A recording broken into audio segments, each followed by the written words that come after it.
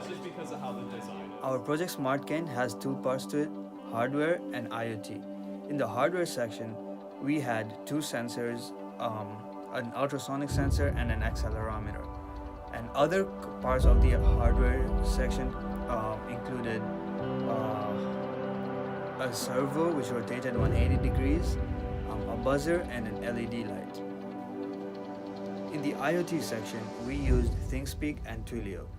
These two go hand in hand in terms of sending a text message to someone. So ThinkSpeak extracted data from the Arduino, and then Twilio used that data to send a text message to a number that was specified in the code. So the project we decided to do is called SmartCane. So essentially what it is that it's a smart stick for blind people.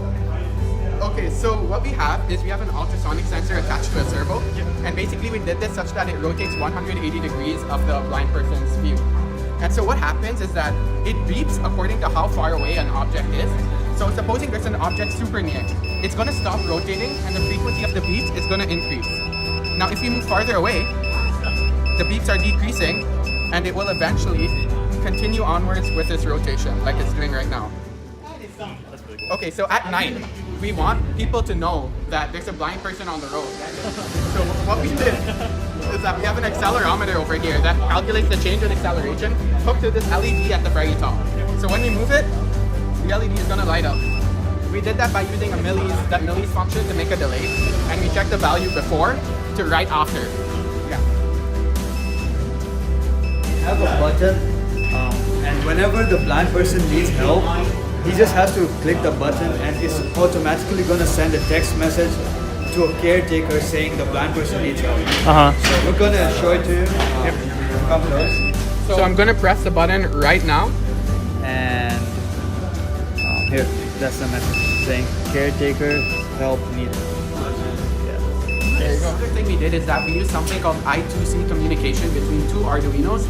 And basically what this does is that it gets the distance measured from this Arduino and sends it to this. They both act kind of like how Bluetooth acts, where this acts as a master and this one acts as a slave. So the reason we did this is that when we put it all in one file, we were having a lot of problems with delay statements affecting this servo. By separating the two, we allowed both of them to function properly and independently. Essentially, we decided to split our main code into two halves. The first half contains code for the ultrasonic sensor, the buzzer, and the accelerometer, whilst the second half contains the code for the servo.